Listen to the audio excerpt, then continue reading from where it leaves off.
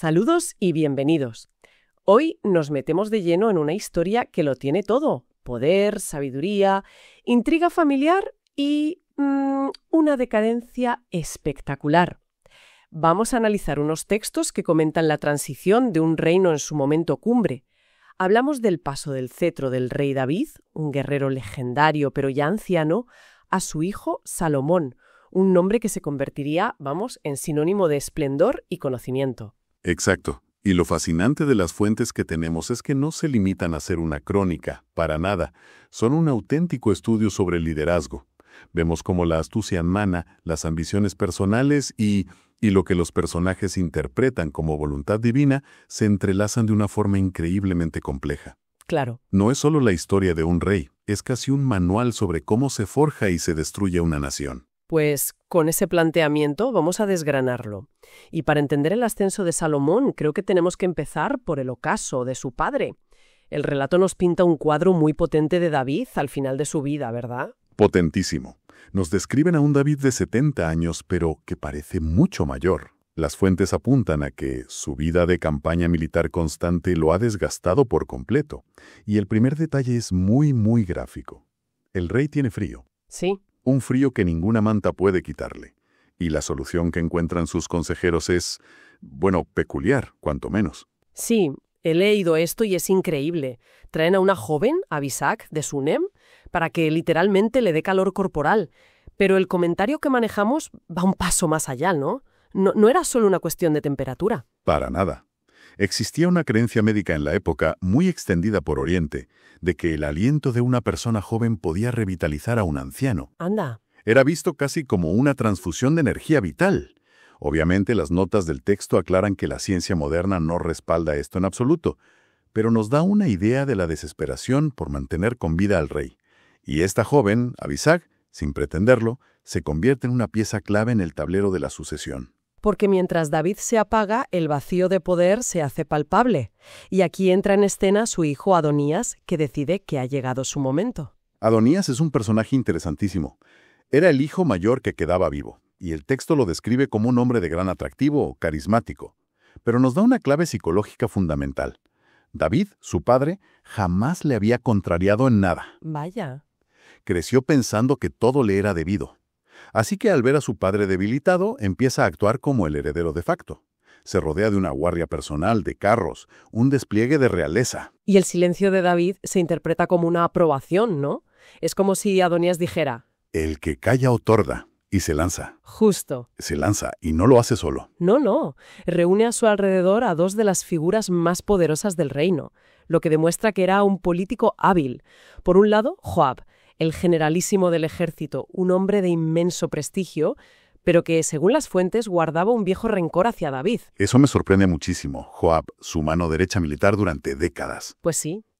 Quizá vio en Adonías una oportunidad para mantener su influencia. O sería una mezcla de rencor y cálculo político, seguramente. Ya. Y el otro gran apoyo es el sacerdote Abiatar, que le garantizaba la lealtad de una parte importante del clero. Con el ejército y la religión de su lado, y creyendo tener el derecho de primogenitura, Adonías se sentía seguro. Pensaba que la partida estaba ganada. Pero claro, en estas historias siempre hay una facción rival. Y la que se opone a Adonías no es precisamente débil. En absoluto. Son los leales a la voluntad expresa de David. Ahí tenemos al sacerdote Sadoc, una figura de peso que rivalizaba con Abiatar. A Benaía, el jefe de la guardia personal del rey, un guerrero temible y rival directo de Joab. Y sobre todo al profeta Natán. Natán era más que un consejero. Era la conciencia del rey y conocía el juramento que David le había hecho a Betsabé, que su hijo Salomón sería el heredero. El choque de trenes era inevitable. Y Adonías fuerza ese choque. Organiza lo que en el fondo es su propia fiesta de coronación anticipada junto a la fuente de Rogel.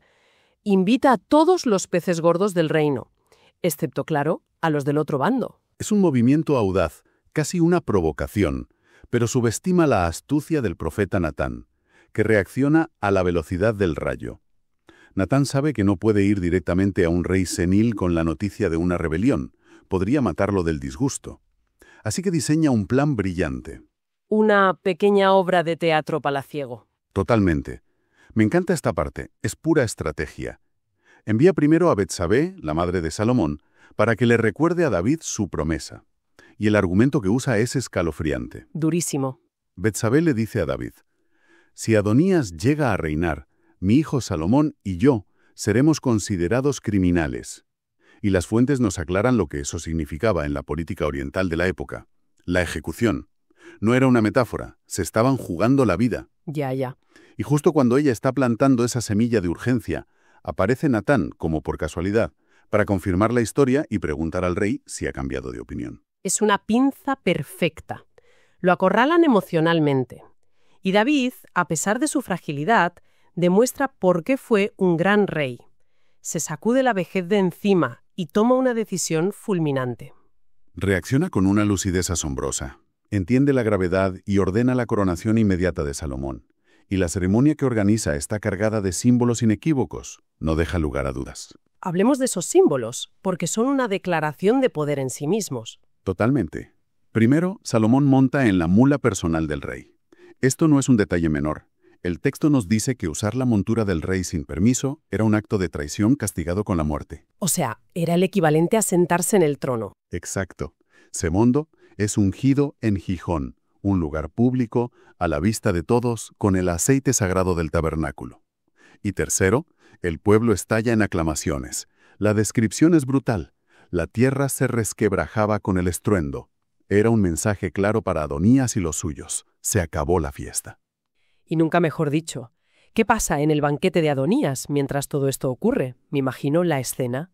Debió ser tragicómica. Están en plena celebración, brindando por el nuevo rey, y de repente oyen un clamor ensordecedor que viene de la ciudad.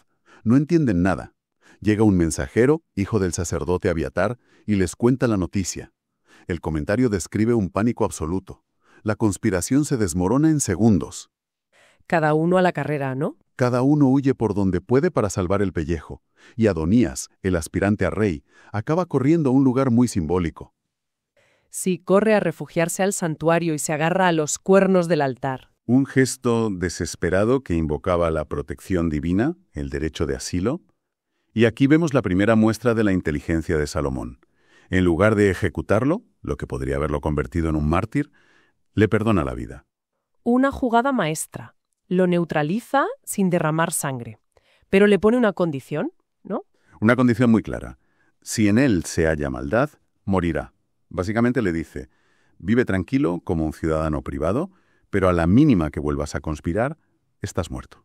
Es un perdón condicional que deja la espada de Damocles sobre su cabeza. Totalmente.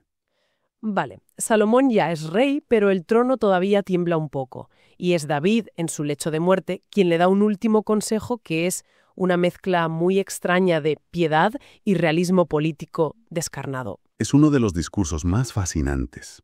Por un lado, le pide que sea fiel a Dios, que siga sus mandamientos. Vamos, el consejo de un padre piadoso. Pero, acto seguido, cambia de registro y le dice: tú sabes lo que me hizo Joab, y también tienes a Semai. No dejes que sus canas desciendan en paz al sepulcro. O sea, le está dejando una lista de tareas pendientes, de cuentas que saldar. Justo. Y no parece una simple venganza personal, ¿verdad? El texto da a entender que David actúa más como un jefe de Estado que como un padre rencoroso. Claro. Se presenta como un magistrado que, por diversas razones políticas, la enorme popularidad de Joab, por ejemplo, no pudo impartir justicia en su momento. Le está diciendo a Salomón: yo no pude hacerlo, pero para que tu reino sea estable, tienes que limpiar la casa. Le lega la responsabilidad. Después de esto, David muere. Y Salomón no espera mucho para empezar esa limpieza. Y es Adonías, increíblemente, quien le da la excusa perfecta. Comete un error de cálculo fatal. Va a ver a Betsabé, la reina madre, y le pide un favor aparentemente inofensivo, que interceda ante Salomón para que le dé a Abisag, la joven que cuidó de David, como esposa. A primera vista podría parecer una petición romántica o sentimental, pero en la política de la época, eso era una bomba atómica. Una declaración de guerra encubierta. Tomar a una mujer del harén del rey anterior era una forma de reivindicar el trono. Era una manera sutil pero inequívoca de decir: sigo en la partida. Y Salomón, que ha demostrado no ser ningún ingenuo, lo capta al instante. Y su reacción es brutal. El texto dice que se enfurece y exclama: ¿por qué pides a Abisag? Pide también para él el reino. Ve la mano de Joab y Abiatar detrás de la maniobra. Y actúa sin contemplaciones. Se acabó el perdón condicional.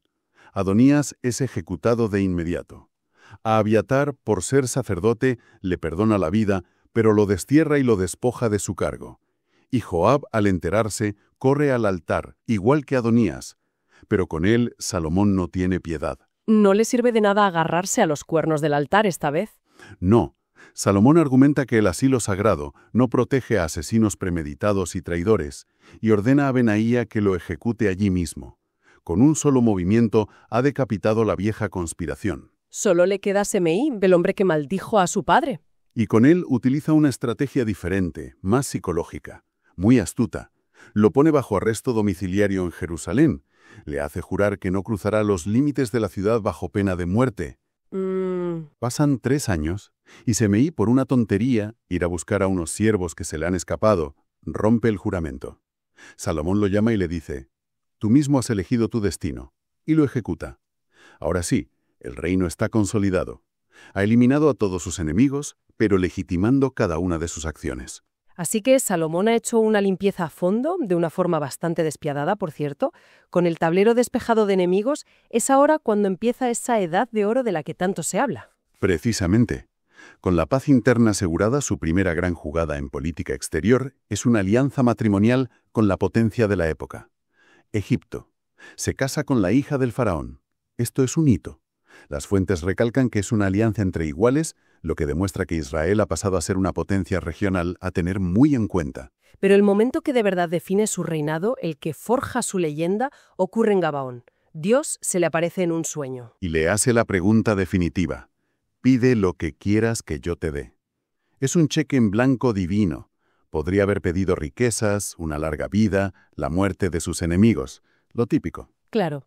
Pero su respuesta es lo que lo cambia todo. Pide sabiduría, concretamente un corazón entendido para juzgar a tu pueblo. Es una petición increíblemente madura. Y aquí vemos un principio que resuena hasta hoy en el liderazgo. Salomón no pide el resultado, riqueza o poder, sino la herramienta para gobernar bien: el juicio, el discernimiento. Es una lección sobre cómo el enfocarse en la competencia es, a la larga, lo que construye la verdadera prosperidad. Y en el relato, a Dios le agrada tanto que le da la sabiduría y, como extra, todo lo demás. Y esa sabiduría no es solo teórica.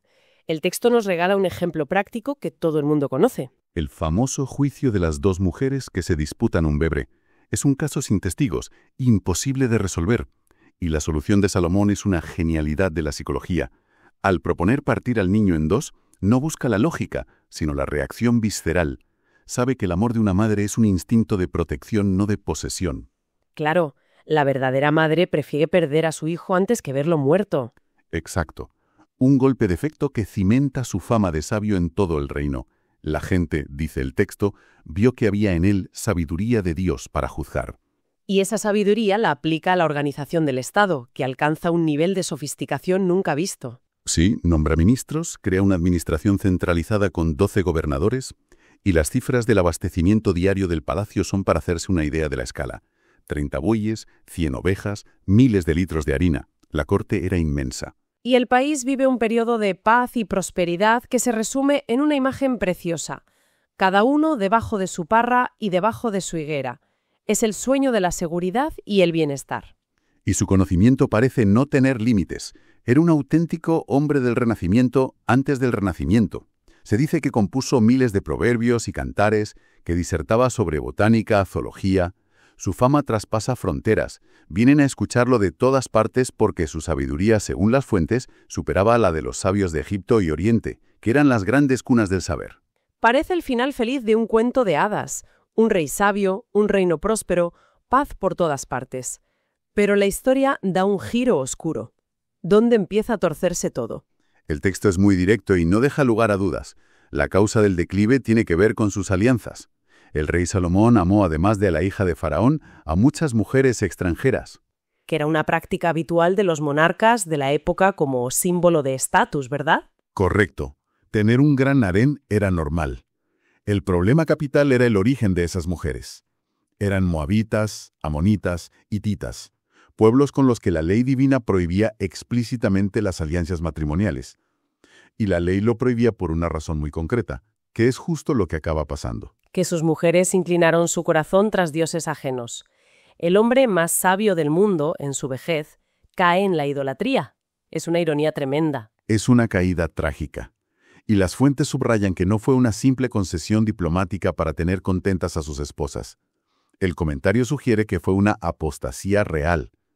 El mismo hombre que construyó el Templo de Jerusalén, una de las maravillas del mundo antiguo, acaba edificando altares a dioses paganos como Astarté o Quemos. ¡Vaya! En el monte frente a la Judad, un lugar que pasaría a ser conocido como el Monte de la Ofensa. Y la respuesta divina, según el relato, es contundente. Inmediata. Dios le anuncia que le arrancará el reino, pero por amor a su padre David le concede dos cosas: que no ocurrirá mientras él viva y que su descendiente conservará una tribu. El juicio queda dictado. ¿Y cómo empieza a ejecutarse? No es con una gran invasión, es más sutil. Mucho más. El texto dice que Dios suscitó adversarios contra Salomón. Empiezan a surgir problemas en las fronteras. Hadad en Edom, Rezón en Damasco. Pero la amenaza más seria nace dentro de sus propias filas. Un hombre llamado Jeroboam. Un joven que trabajaba para el propio Salomón, a quien el profeta Arías le hace una profecía de una forma muy teatral, ¿no? Muy visual. Se encuentra con él en el campo, coge el manto nuevo que lleva, lo rasga en 12 pedazos y le da 10 a Jeroboam. Le dice: «Así ha dicho Jehová, he aquí que yo rompo el reino de la mano de Salomón, y a ti te daré 10 tribus». Le está anunciando que será el rey de la mayor parte de Israel. Y Jeroboam, parece que por impaciencia, intenta adelantar los acontecimientos. Conspira y tiene que huir a Egipto. Pero en cuanto muere Salomón, regresa. Y aquí llega el momento clave. El heredero, Roboam, se enfrenta a su primera crisis. Y la gestiona de la peor manera posible. El pueblo, con Jeroboam a la cabeza, se presenta en su coronación en Siquem con una petición razonable. Tu padre nos impuso un yugo muy pesado con sus grandes construcciones. Aligéralo un poco y te serviremos. Roboam se encuentra con dos consejos totalmente opuestos. Los dos polos de la política. Por un lado, los ancianos que habían aconsejado a su padre le dicen: «Sé inteligente, háblales con buenas palabras, concédeles algo y te los ganarás para siempre». Por otro, sus amigos, los jóvenes, que se criaron con él, le dicen: «Ni se te ocurra, muestra mano dura desde el principio o te tomarán por débil». Y elige la arrogancia. Su respuesta ha pasado a la historia como un ejemplo de torpeza política catastrófica. Es una frase terrible. «Mi padre agravó vuestro yugo, pero yo añadiré a vuestro yugo. Mi padre os castigó con azotes, mas yo os castigaré con escorpiones». El texto aclara que los escorpiones eran látigos con puntas de metal. Fue un insulto brutal. La ruptura es instantánea. Sí. Las 10 tribus del norte responden con su propio grito de guerra. ¿Qué parte tenemos nosotros con David? Abandonan a Roboam el acto, nombran rey a Jeroboam y el reino se parte en dos. Aquel imperio glorioso, unificado por David y llevado a su máximo esplendor por Salomón, se ha fracturado para siempre por la necedad de su heredero. Es increíble cómo se desmorona todo tan rápido. Pasamos de un rey que pide sabiduría para gobernar a su hijo que en su primera decisión importante elige la brutalidad y lo pierde casi todo. Es un descenso vertiginoso. La trayectoria de Salomón es una lección potentísima. Vemos cómo sus mayores fortalezas se convierten en las semillas de su propia destrucción. Su deseo de grandeza y alianzas le llevó a comprometer sus principios, y la misma opulencia de su corte que deslumbraba al mundo generó un resentimiento interno que su hijo fue completamente incapaz de ver o gestionar. Lo que nos deja una pregunta final para darle vueltas. ¿Fue la caída de Salomón un simple fracaso personal, una debilidad de carácter? ¿O es una demostración de que el poder absoluto, incluso en las manos del más sabio, tiende inevitablemente a corromper? Esa tensión entre la sabiduría para mandar y la humildad para obedecer parece ser el gran desafío de cualquier líder, ayer y hoy. Gracias por acompañarnos en este análisis. Hasta la próxima.